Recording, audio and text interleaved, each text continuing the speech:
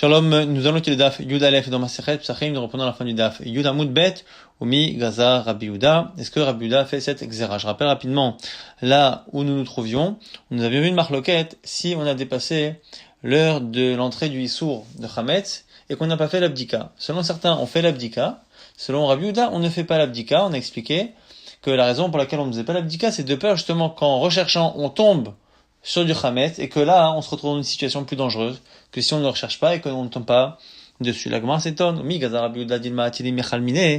que c'est possible de dire que Rabbi Yehuda pense que on a lieu de craindre que la personne se mette à manger quelque chose qui est interdit si elle l'a dans les mains? Pourtant, c'est marqué dans ma Masechet Menachot, au sujet du Korban Omer. On a apporté un Korban le 16 Nissan, et ce Korban-là permettait de manger la nouvelle récolte de blé. Sinon, on n'avait pas le droit de le faire.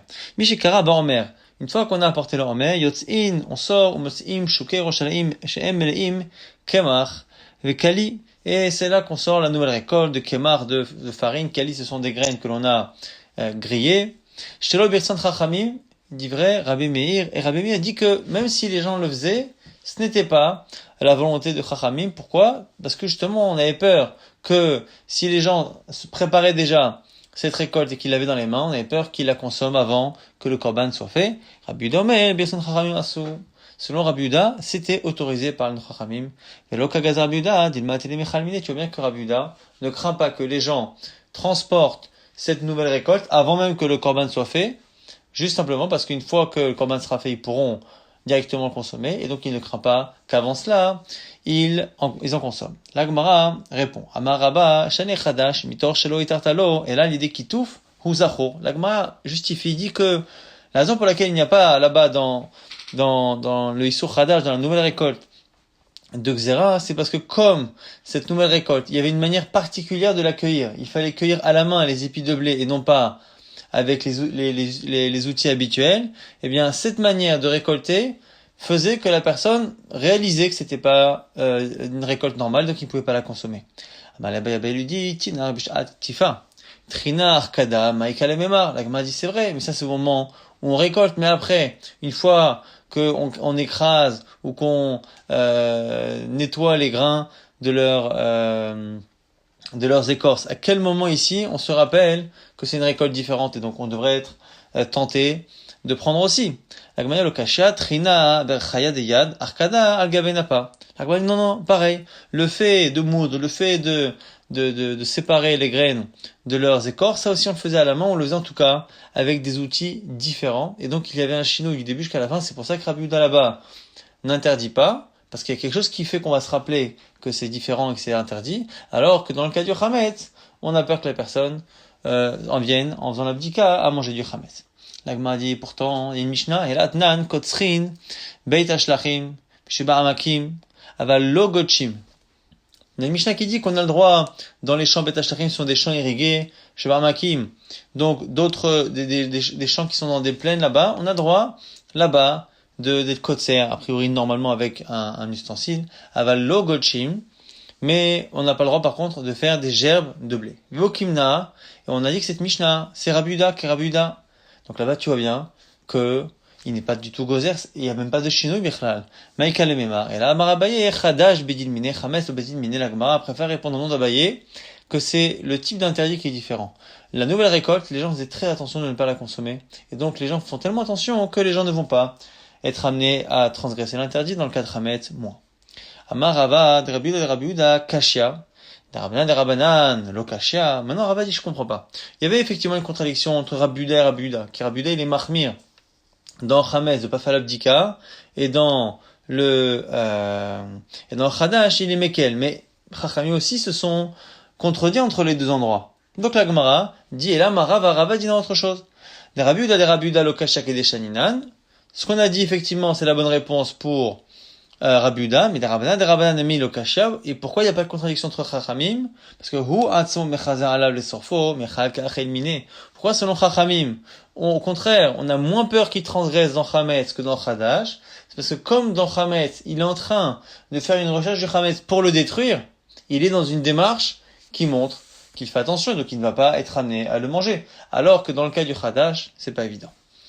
La Gemara de Ravashi propose maintenant, Rabbi Yehuda de Rabbi Yehuda lo kashia, Kemach vekalit nan. Rav Shi propose de dire que pourquoi, selon Chachamim, c'est pas interdit dans le Chadash, parce que là-bas on parlait de kemach, de farine et de kalit, donc des choses qui ne sont pas consommables en l'état. Et donc c'est pour ça qu'on ne craint pas qu'il les consomme. Et la Gemara repousse. Hade Ravashi bedutahi. Ce que dit Ravashi, c'est une erreur. C'est pas vrai. Atinach mikali ve'elach. Meikara ad kali maikalema. Pourquoi? Parce que kali, c'est effectivement une étape dans le fait de griller les graines. Mais avant cela, c'était quand même consommable. Et donc du coup, il y a bien un moment donné dans le processus où c'est consommable. Et donc du coup, c'est pas possible que ce soit parce que c'est kali à la fin que c'est autorisé depuis le début. La Gemara dit vechitema alidi kitouf. Et si tu voulais rajouter, comme ça veut dire Rabat, que depuis le départ, au départ, on avait ramassé à la main et non pas avec un kéli, c'est pour ça qu'il n'y avait pas de problème. Donc on juxtapose les deux. Au début, c'est parce qu'il y a un chinouille, et à la fin, c'est parce que c'est pas consommable. Et là, Kotrin, Betashlachim, Sheba Makim, Okina, Karabudem, avec la même, rappelez-vous qu'on a déjà vu une Mishnah qui disait que selon Rabuda, on pouvait être kotser normalement, et donc on avait mis déjà de côté ce tirous. Et là, des Ravashi, Bedotahi, donc effectivement, il faut mettre de côté la réponse de Ravashi. Maintenant, la Gemara reprend. Maintenant, ça veut dire quoi? C'est-à-dire que selon Rabbi Yehuda, c'est en général, on est gozer. On interdit quelqu'un d'avoir dans les mains quelque chose qui lui est interdit. Et la seule raison pour laquelle c'est autorisé là-bas dans Chadash, c'est parce que Issour Chadash, le Issour de la nouvelle récolte, est tellement grave aux yeux des gens que les gens en sont complètement déconnectés. Mais sinon, a priori, il interdit. Et pourtant, Vatnan, c'est marqué dans une mission dans Shabbat, le Yikov Adam, Shefofer, Eshel Betza, Vimeleena, Shemen, Veitenena, Betzlania, Beshish, Tesh, Minatefet. Un homme n'a pas le droit de mettre au-dessus de sa bougie, de l'endroit qui est clair, de mettre une coquille d'œuf qu'il troue, dans laquelle il met de l'huile, et l'huile petit à petit coule dans le bougeoir en dessous et le remplit, de telle sorte à ce que ça lui rajoute un réservoir d'huile. Même si au lieu de la coquille en œuf, au lieu que ce soit une coquille, c'est chérès, c'est de l'argile, on n'a pas le droit. Pourquoi? La crainte, c'est qu'on vienne utiliser l'huile qu'il y a dans ce réservoir supérieur, donc cette coquille ou ce chérès, qu'on l'utilise pour manger, de manière alimentaire. Et à ce moment-là, on est en train d'enlever une partie de l'huile qui aurait dû être utilisée pour éclairer, donc c'est comme si on programmait l'extinction de la bougie plus tôt. Et donc du coup, même si c'est en chérès et qu'en général c'est dégoûtant, les gens ne vont pas mettre les doigts dedans, eh bien quoi qu'il arrive, c'est interdit, selon Tanakama, Rabbi Yehuda matir, et Rabbi Yehuda autorise à finalement laisser l'huile de cette manière. La Gemara dit non, mais c'est spécial aussi là-bas. Là-bas c'est Shabbat, et Shabbat c'est tellement strict que les gens aussi font très attention, c'est un peu comme le Issur Chadash. La Gemara dit même dans Shabbat, il y a une contradiction. Permet des Shabbat. Pourquoi? Il y a une braïta, des Tanya. Chevel delishinifsak, loé koshro, et là, ronvo. Si on a la corde d'un seau qui s'est cassé, on peut pas faire un vrai nœud, on fait une aniva, on fait une boucle. Rabbi Yehuda Omer, korech halav, punda, ou piskia, ou bilvad, shelo yarnvenu. Lui dira qu'on utilisera plutôt une sorte de sangle, une sorte de ceinture, mais on fera pas ni aniva, ni kshira. Kasha de Rabbi Yehuda de Rabbi Yehuda, kasha de Rabbanan de Rabbanan. On a du mal à comprendre ici pourquoi Rabbi Yehuda est si strict, alors que dans le cas de la coquille d'œuf là-bas, c'est lui qui est Mekel, et inversement pour Chachamim. L'Agma dit, Rabbanan lo kashia, shemen ve shemen, michalaf. Rabbanan, on va expliquer. L'huile, on peut confondre une huile qui est pour ça, une huile qui est pour l'alimentaire, une huile qui est pour éclairer. Aniva bekshira alo michalaf. Mais par contre, selon eux, le fait d'autoriser quelqu'un à faire une boucle, ça ne va pas lui autoriser dans sa tête à faire un vrai nœud de raïta, donc c'est pour ça qu'on autorise à faire une boucle et non pas un nœud. Maintenant, Rabbi Yehuda, pourquoi il est strict à l'envers? Rabbi Yehuda lokashia. Pourquoi Rabbi Yehuda la mishum de gazar aniva atukshira? La raison pour laquelle il interdit de faire une boucle, c'est pas parce qu'il pense qu'on craint qu'il va faire autre chose. Non. C'est simplement parce que, selon lui, la boucle, c'est comme un nœud. La boucle et le nœud, c'est pareil. Donc, de la même manière que le nœud est interdit pendant Shabbat, la boucle également. Et la mishum de kasava aniva gufa kshirai. La mère Rabbanan de Rabbanan, la Gemara, justement, parle sur la contradiction entre Chachamim, elle dit, ditnan koshrim deli bipiskia, aval lo bechevel, et Rabbi Yehuda matir. On a encore une Mishnah qui nous dit que un seau dont la corde s'est cassée, eh bien, on l'attache avec piskia, donc justement avec une sorte de sangle, mais pas avec une corde. Et Rabbi Yehuda autorise. La Gemara dit, attends, chevel d'emaï. De quelle corde on parle? Il est mal chevel de alma. Si on parle d'une corde normale, Rabbi Yehuda matir. Kayama ou Devada est-il batoulé? Il y a un vrai problème. C'est un vrai nœud qui va rester. Et donc, selon Rabbi Yehuda, c'est sûr que c'est assaut. Et là, Pshita des gardi. On parle ici d'une corde particulière.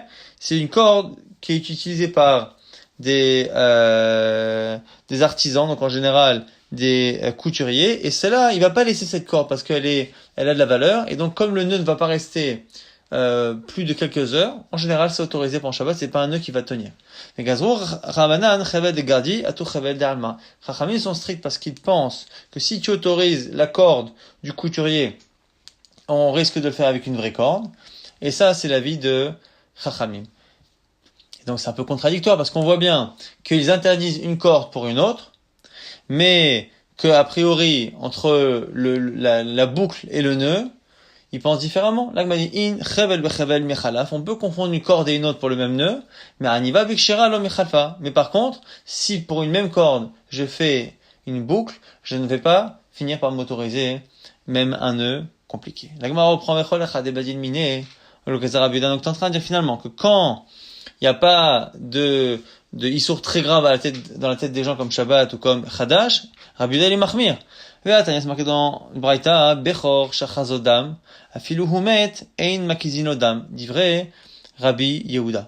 Chachamim omrim, yakiz ulivad shelatil bomum. On a ici un animal qui est un Bechor, l'aîné de la vache. On n'a pas le droit normalement de faire une blessure à cet animal-là. Si il a un problème et qu'il a trop de sang, ce qu'on appelle achazodam, c'est quand à l'époque on pensait que l'animal avait trop de sang, il fallait lui faire une saignée. Eh bien, dit Rabbi Yehuda, même s'il va en mourir, on n'a pas le droit de le faire de peur qu'on en arrive à lui faire une blessure, un défaut. Chachamim omrim, yakiz b'yashelo bomum. Selon Chachamim, on fait attention et on a le droit de le faire. La question ici, elle est par rapport à Rabbi Yehuda. Rabbi Yehuda a dit que quand les gens font attention à Issour, on n'a pas besoin d'être mahmir. A priori, Bechor, Kodashim, tous les korbanot, les gens faisaient très attention. Donc pourquoi Rabbi Yehuda serait mahmir? Atam, mitor shadam, bahul, al mamono. Là, la Gemara dit c'est parce que là-bas, c'est une perte d'argent pour la personne, et quand quelqu'un est en train de perdre de l'argent, il perd en général un peu sa raison, et donc du coup, Amrinan, isharik les comme chez Enosim Bomum, comme chez Osim Lomum, si tu l'autorises à sauver son animal en faisant une saignée là où ça ne fait pas un défaut, une blessure, il va finir par le faire à l'endroit où ça fait une blessure et c'est interdit. La Rabbanan, Kosh Ken, des Itla Sharit Liklal, Atelemeva, des Chachamim, ils ont une autre logique. Ils disent que mieux vaut lui autoriser quelque chose, plutôt que de ne rien lui autoriser, ou à ce moment-là, il prendra la décision lui-même, et là, il fera vraiment un moum à l'animal. L'agma continue, ou bien les Rabbi Yehuda, Adam Bahul Mamono, mais t'es en train de dire que selon Rabbi Yehuda, on tient cette idée que quelqu'un est perturbé par une perte financière, et que c'est pour ça qu'on lui autorise des choses ou qu'on lui interdit des choses. Le Hadnat, c'est marqué dans une Mishnah en Betsa, Rabbi Yehuda Omer, En Mekardin Behema Beyom Tov. On n'a pas le droit de peigner les poils d'un animal avec une brosse en fer pendant Yom Tov. Mipne Shu Ose Chabura, parce que parfois ça peut faire une blessure à l'animal. Aval mekar tsefin, mais on a le droit de le faire avec une brosse ou avec un peigne en bois, parce que ça ne fait pas de blessure. Chachamim omrim, en mekardin, en mekar tsefin, selon Chachamim, les deux sont interdits. Et une braïta tanya, et zeu kirud, et zeu kirtsouf, comment on définit les deux? Ktanim va ose chabura, kirtsouf dolim va ose chabura. Globalement, le premier, c'est des dents petites, plus étroites, qui font des blessures, et l'autre, c'est plus épais. Et ça ne fait pas de blessure. Donc on voit bien ici que Rabbi Yehuda a l'air de tolérer, il fait confiance à la personne, qu'il va utiliser le bon peigne et pas le mauvais. Il dit non, là-bas pour le premier cas du Bechor, là-bas, si on faisait pas de saignée à l'animal allait mourir, il allait perdre vraiment de l'argent. Mais là ici, il a un animal qui a besoin de peigner. Bon, si l'animal n'a pas ce qu'il veut, ce sera pas grave, il va pas mourir. L'animal sera simplement dérangé. Adam Bahul al-Mamono, un homme n'est pas fou par rapport à son animal ou son argent quand c'est simplement quelque chose qui dérange l'animal, mais c'est lorsqu'il va perdre de l'argent. Bon allez, pourquoi pour le Chametz on est gozer et pour le Kirtsouf on n'est pas gozer, qui prennent la mauvaise brosse, alors que pour Chametz on a peur qu'il consomme. Lechem belechem michalaf, kirut bikirtsouf lo michalaf. Lui dit, on confond un pain et un autre, un pain chametz, un pain matzah, on peut confondre, alors que les deux types de brosses, on ne confond pas. Nouvelle Mishnah, Rabbi Meir Omer, Ochalim Kol Chamesh, Sorfim Trilat Shesh. Selon Rabbi Meir, on a déjà vu ça. On peut manger toute la 5e heure. Donc je rappelle que la journée était divisée en 12 heures de jour. Depuis le lever du soleil jusqu'au coucher du soleil, ça fait 12 heures. Et au bout de la fin de la 6e heure, c'est Chatzot. À 6 heures révolues, c'est Chatzot. Et donc, pendant la 5e heure, c'est-à-dire à 4 heures révolues, jusqu'à 5 heures, pendant la 5e heure, on peut consommer selon Rabbi Meir. Et on commence à brûler au début de la 6e heure. Et à la fin de la 6e heure, c'est Chatzot, on peut plus manger même Minatora. Rabbi Yehuda Omer, non. Ochlim Kol Arba, Vitolim Kol Chamesh. Selon lui, on mange la 4e heure. À la fin de la 4e heure, à 4 heures donc, et début de la 5e heure, on ne fait rien, on laisse le Chametz comme ça, et Sorfim Mitrin Shesh, et à ce moment-là, on brûle, début de la 6e heure. Vers Rabbi Yehuda a rajouté, Shte Chalot Shel Toda, Psulot ou Munachot Al Gad Aïteba. Il y avait comme ça, une sorte de banc qui était mis en hauteur visible de tout sur lequel on mettait des Korban Toda qui étaient Psulot. On les mettait pour, justement, que les gens connaissent les horaires. Tant qu'on mettait les Chalot, ça veut dire qu'on pouvait manger du Chametz. Nitlachat, si on enlevait une des deux Chalot, à ce moment-là, ça voulait dire Tolin. Ça veut dire qu'on est entre les deux, selon Rabbi Yehuda. L'Ochlim et l'Osorfim, ni on mange, ni on brûle. Nitlouchteen, donc on a enlevé la deuxième. Itrelu kalam sorfim, c'est que là que le peuple commençait à brûler. Rabban Gamliel a une troisième idée. Cholin echalim kol arba. On mange qui echol pendant les 4 premières heures. Trouma, on peut plus la manger après la fin de la 4e heure, mais on peut manger de la trouma encore à la 5e heure, kol chamesh. Mais sorfim mitri la shesh, et on brûle à la 6e heure. Dans la Gemara rapporte, dans ma Masechet Sanhedrin, une marloquette par rapport à un témoignage. Lorsque des témoins viennent témoigner qu'une personne a commis un meurtre ou a pratiqué l'idolâtrie, ils doivent donner exactement l'endroit et l'horaire, la date, tout. Et la Gemara, justement, va parler du sujet lorsque on a 2 témoins et qu'il y a une légère variation entre l'horaire ou la date de l'un et de l'autre. Quelles sont les variations entre les deux qui peuvent être imputées à une légère erreur ou un manque de précision, on va dire, et quand est-ce qu'on estime que c'est un témoignage contradictoire et que tout est annulé. C'est marqué dans une Mishnah Sanhedrin, là-bas dans Sanhedrin Daf Mem, Echad omer bishnaim bachodesh, vechad omer bishlosha. Un dit que ça s'est passé le 2 du mois, l'autre dit que ça s'est passé le 3. Et dans un Kayemet, on garde le témoignage. Pourquoi? Chez Zéodéa Bebour Shechodesh. On se dit qu'il y en a un qui est au courant que le mois dernier, eh bien, il y avait 30 jours, et l'autre peut-être qu'il pensait que c'était 29 jours. Donc, du coup, c'est comme ça qu'on est passé de 2 à 3, mais en réalité, ils ont vu le même événement le même jour. Et par contre, s'il y a 2 jours d'écart, un il a dit que ça s'est passé le 3 du mois, l'autre le 5, ça ne marche pas. Et maintenant pour les heures. Un dit que ça s'est passé à 2 heures, l'autre à 3 heures. Et ça marche. Et selon Rabbi Meir, par contre, entre 3 heures et 5 heures, ça ne marche pas. Rabbi Yehuda Omer, ça marche encore 2 heures d'écart. Maintenant, par contre, si c'est 2 heures d'écart, mais que c'est entre le matin et l'après-midi, donc 5 heures et l'autre 7 heures, évidemment, puisque le matin, le soleil est plutôt à l'est et que l'après-midi, il est plutôt à l'ouest, les gens ne confondaient pas le matin et l'après-midi, même s'il n'y a que 2 heures d'écart. Maintenant, la Gemara, justement, va donner 2 explications pour la marloquette Rabbi Meir, Rabbi Yehuda. Au final, Rabbi Yehuda ne tolère pas 2 heures, simplement une seule heure d'écart. Et selon Rabbi Yehuda, on tolère jusqu'à 2 heures. Entre les 2 versions, la différence, c'est est-ce que on part du principe que il est possible que les 2 se trompent dans un sens qui finalement est opposé. Donc finalement, le vrai horaire c'est au milieu et un, il s'est trompé vers plus tôt et l'autre il s'est trompé vers plus tard. Et à ce moment-là, on imaginerait qu'il y aurait 2 erreurs, mais 2 erreurs minimes. Ou est-ce que non, on part du principe qu'il y en a un qui s'est pas trompé et celui qui s'est trompé de beaucoup. Donc Amar Abaye, Kshitim Saloma di Rabbi Meir Adanu To'eh velo klum. Rabbi Yehuda Adam To'eh Chatzi Sha'a. Selon Rabbi Meir, un homme ne se trompe jamais. Et selon Rabbi Yehuda, il peut se tromper jusqu'à une demi-heure. La Gemara explique. Il est Rabbi Meir Adam To'eh velo klum. Pourquoi donc selon Rabbi Meir, un homme ne se trompe jamais? Parce que Maaseh Kiava, Bemepak Tarte ou Me'ayel Tlat. En fait, en réalité, quand il y a eu un qui a dit 2 heures et 3 heures, c'est qu'en fait, ça s'est passé au moment où on passe d'une heure à l'autre. Et celui qui a dit que 2 heures, c'était à la fin de la 2e heure, celui qui a dit 3 heures, c'est au début de la 3e heure. Mais il n'y a pas d'erreur en réalité. C'est le même assez qui s'est passé sur cette plage horaire. Ça, dirait Rabbi Yehuda, Adam, To'eh Chatzi Sha'a. Selon Rabbi Yehuda, on peut se tromper même une demi-heure. Et donc, c'est pour ça que ça donne 2 heures. Maaseh qui avait palga de Arba Ava. en fait, la chose s'est passée à la moitié de la 4e heure. Et celui qui a dit 3 heures, c'est à la fin de la 3e heure. Le kata epagad et ashta sha'ata lekame. Il s'est trompé en avançant d'une demi-heure. Il est kama chamesh, celui qui a dit 5. Mais trilat chamesh, il pensait au début de la 5e heure. Ce qui donne finalement une demi-heure de retard. Avec kata epagad et sha'ata lachore. Et les deux se sont trompés, un avant, un arrière. Autre version du Kadamre, que Abaye aurait dit dans Amar Abek Shitsolomar, il dit vrai Rabbi Meir, Adam Toem Mashéou, que selon Rabbi Meir, on pourrait tolérer une légère erreur de chacun des deux.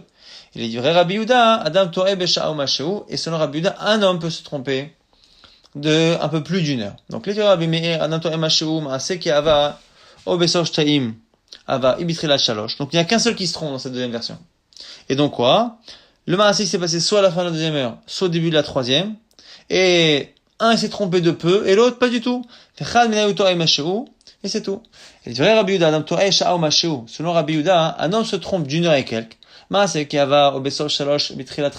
la chose s'est passée à la fin de la 3e heure, soit au début de la 5e heure, et il y a un des deux qui s'est trompé d'une heure et quelques, et c'est pour ça qu'on est arrivé à ce témoignage-là.